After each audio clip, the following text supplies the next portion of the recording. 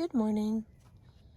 For the final part of Chapter 10, Destructive Metaphors. Language is a powerful tool that helps frame the experience of early loss. Children use words to help them make sense of what has happened to them. Death is like a long nap. Death is a trip to a faraway place.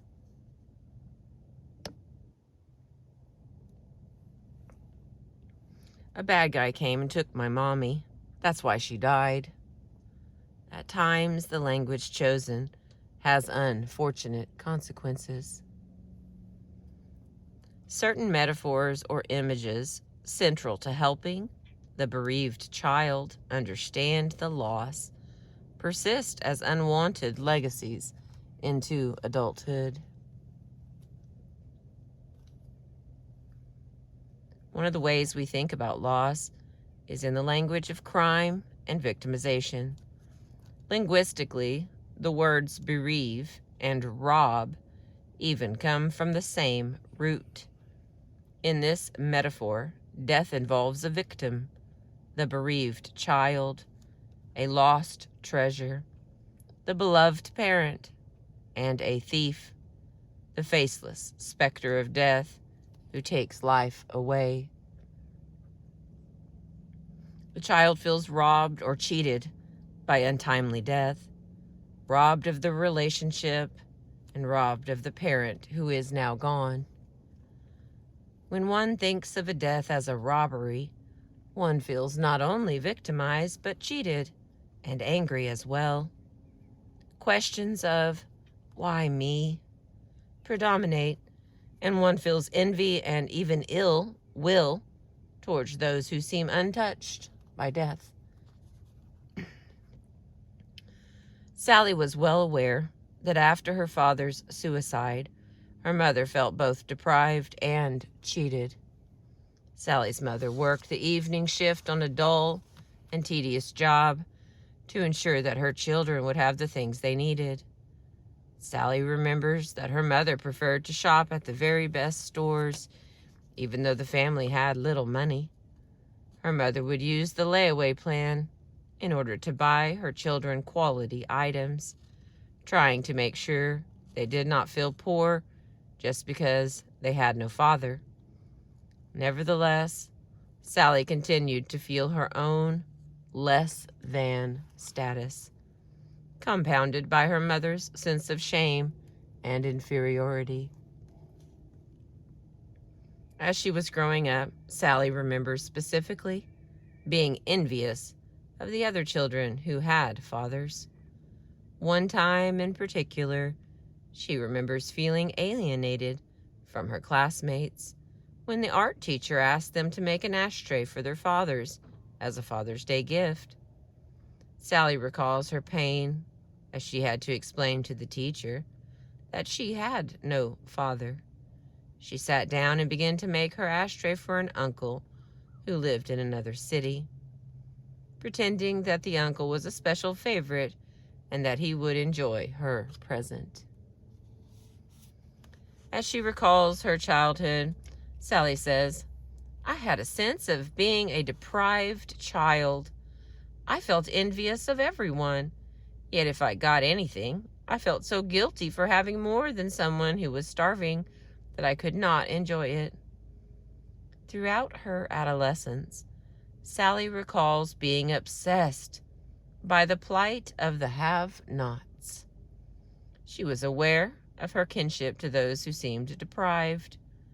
"I saw myself as one of those unfortunates, and I had a strong identification with the underdog." In college, Sally recalls being especially envious of classmates who seemed like Daddy's little girls.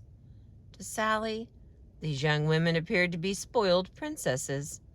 Yet, despite her envy, or perhaps because of it, Sally was very aware that people described her relationship to her own father in just those same terms. She was his special little girl, and might well have been spoiled and indulged by him had he lived. Sally feels that her father's early death robbed her of the opportunity to enjoy the privileges and the comforts other girls seem to take for granted. As she told her story to me, Sally felt bad and was visibly shaken by how envious she sounded, yet she felt unable to contain the strong sense of deprivation that pervaded her life. Excuse me. Sally described several encounters with her husband's wealthy family in which she could not keep her envy at bay. Sally and her husband are often treated to opulent getaways when they are invited to join her in-laws for a weekend. Rather than being able to enjoy a life of privilege, if only temporarily, Sally feels blocked, by her envy and her sense of how unfair it all is. While she is with her in-laws, Sally often thinks to herself, somewhat contemptuously, that if she had so much money she would not indulge herself as her relatives do.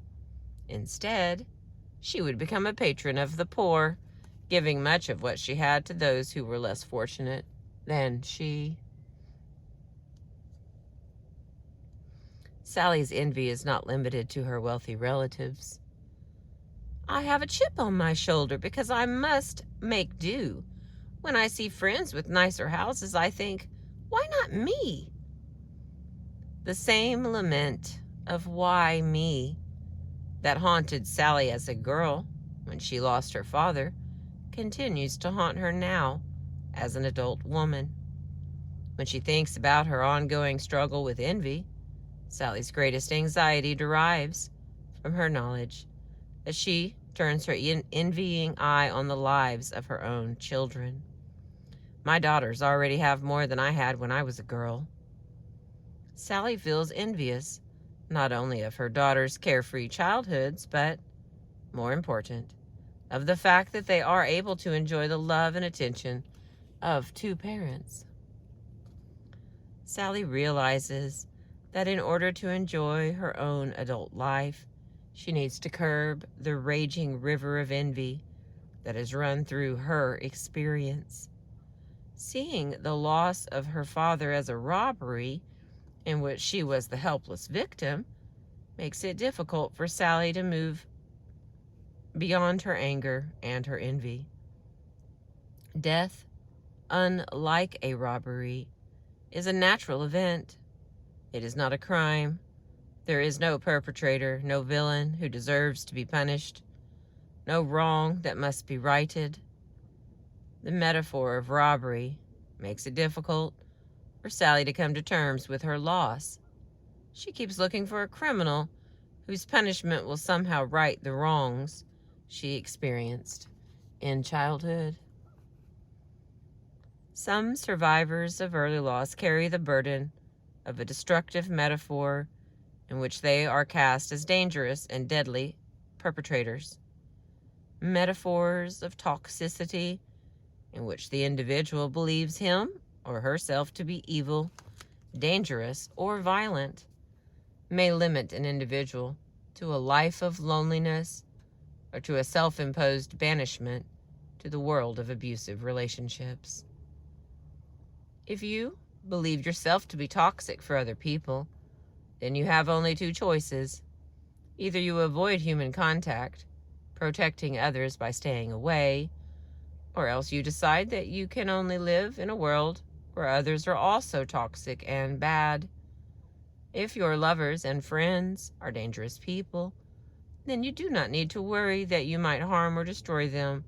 They are powerful villains themselves. Allison recalls having no relationship at all with her father. She remembers him as a scary, hot-tempered man whose frequent outbursts frightened her. Her other siblings have tender memories of time they spent alone with a gentler dad. Allison has no such fond recollections. Even as a child, she felt that she and her father were not well matched, and she deeply believed that her father did not like her. When Allison's father died, it was easy for her to block her feelings of grief by adopting a tough girl persona. While her feelings of grief, while her angry defenses may have protected her from feeling sad and from feeling the loss of her father, whose love she had never known, those same defenses isolated her from the rest of her family.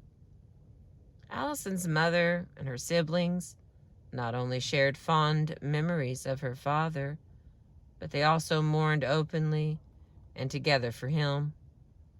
Allison felt like an outsider, different from the rest of the family, alone and bitter. Her openly critical attitude toward her mother further estranged Allison from the rest of the family. Allison remembers the mixed feelings she had when her mother told her, "You are too aggressive, too opinionated, and too challenging." In part, her mother's accusations made Allison feel superior. In part, however, they also made her feel different and unacceptable. The image Allison carried of herself was that she was like sandpaper, an annoying, grating child, unloved by her father and unable to get along with her mother. When Allison left home to go to college, she continued to see herself as an angry outsider. Over the years, Allison has softened her persona somewhat. She now feels that she is able to approach other people and to offer herself as a friend. She is most comfortable in relationships with other women. She has never been able to have a successful relationship with a man. I feel defective. I think to myself, if my own father didn't like me, how is any man going to like me? Recently, Allison placed an ad in the personal section of her local newspaper.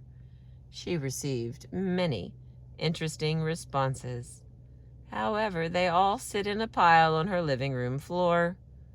Allison has been unable to answer any of the responses she received. Sadly, Allison is frightened to take a risk. She is convinced that these men who express an interest in her ad would be uninterested when they met the real Allison. If Allison's father had lived, the two might well have discovered that they had more in common than she has come to believe. Allison's challenging and brusque demeanor sounds similar to her father's gruff manner. Had father and daughter had more time, they might have been able to forge a bond that would have allowed Allison to feel both lovable and loved. When Allison was a girl, she was too frightened to challenge her father, to engage him the way she subsequently tried to engage her more timid mother. If her father had lived, the two would certainly have fought, but they might have gained respect for each other's energy and passion.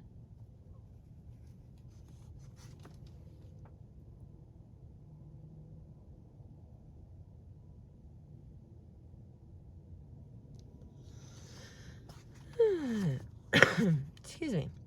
Throughout her adult life, Allison has traveled widely, mostly alone, usually to far off places, searching for adventure and pushing herself to experience new things. One of Allison's father's favorite places is Japan, and she has decorated her apartment with many of the Japanese artifacts she collected in her travels. Prominently displayed in her living room is a small Shinto shrine. On the altar, Allison has amassed several personal items, small tokens that are meaningful to her. Among the items displayed is a photograph of Allison as a child seated happily on her father's lap. Allison became very emotional during the interview as she showed me her one photo of her and her father together.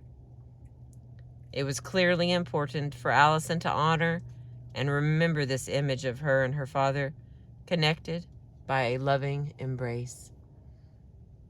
The metaphor of toxicity has left Allison a lonely woman. She feels that she is too rough, too abrasive, and too hard to be loved by a man. Although she still longs for an intimate connection, Allison often feels that it may be too late for her.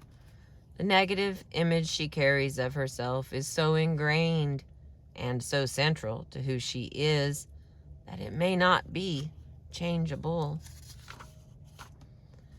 For Jane, the image of herself as toxic has consigned her to a series of abusive relationships. Years of being criticized and abused by her mother after her father's suicide convinced Jane that she was a toxic person. Her mother may have been angry and out of control when she shouted the fateful words, "You should never have been born." But for Jane, those words struck a chord deep inside her. As an adult woman, Jane has been involved with a number of men who are either self-destructive or highly abusive. Jane reasons that she is safe from her own evil core with these men because there is no way she can possibly hurt them. The only thing that all of my boyfriends have in common is that they are all incredibly strong. None of them is vulnerable.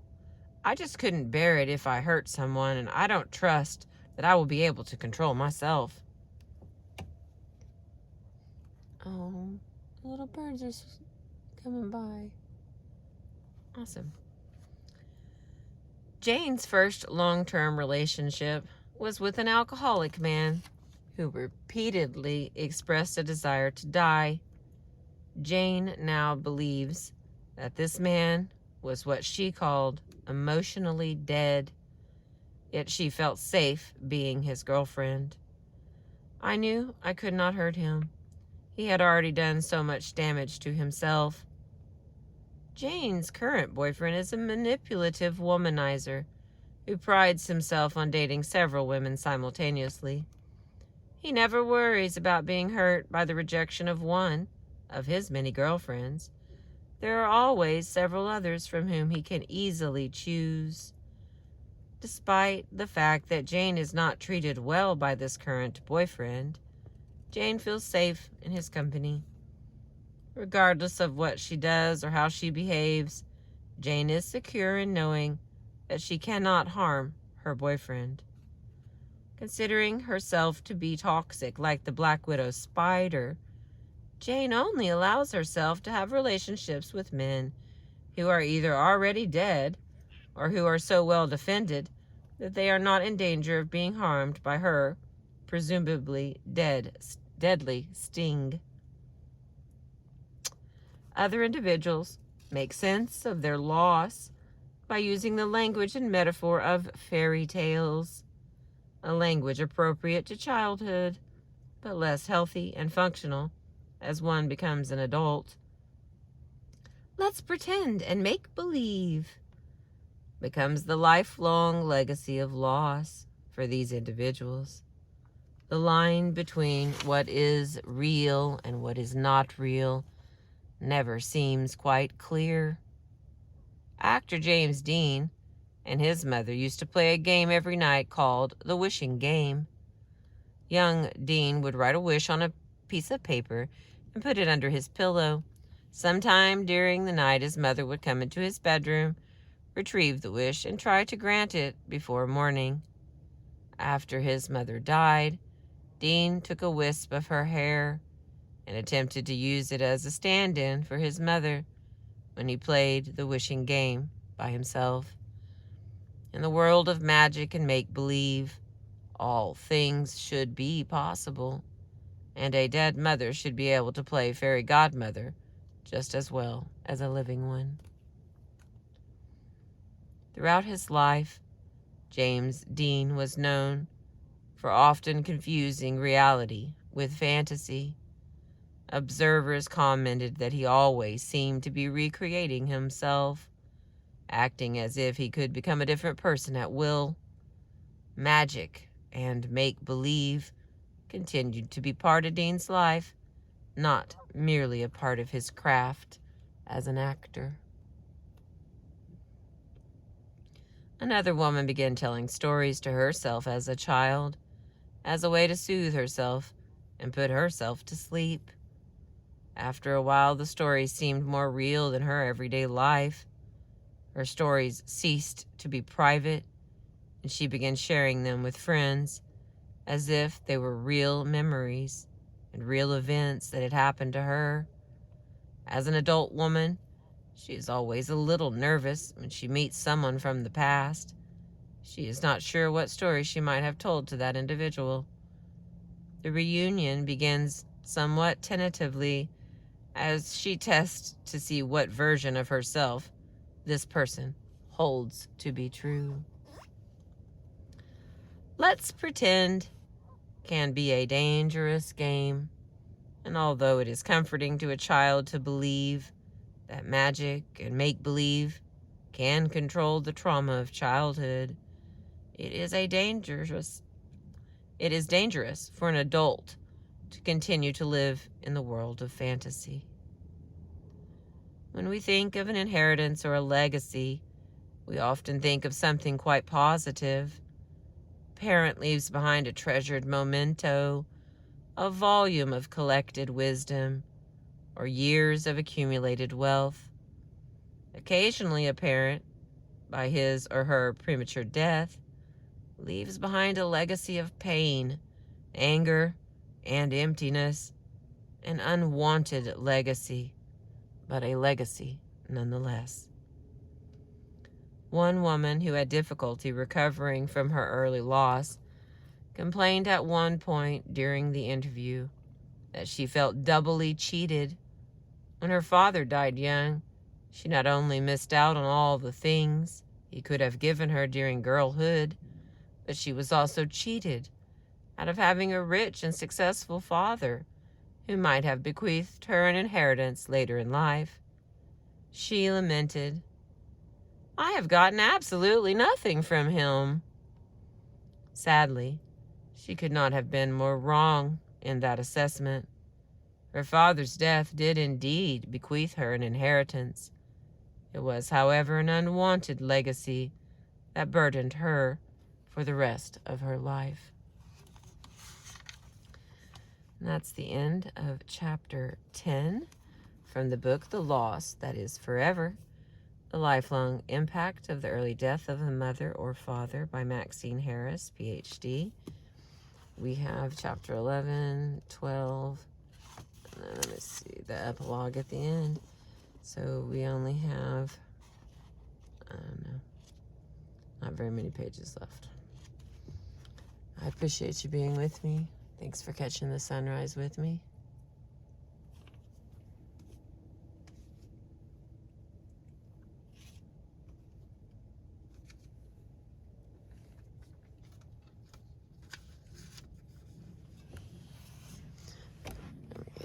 Zoom in on that sun for us.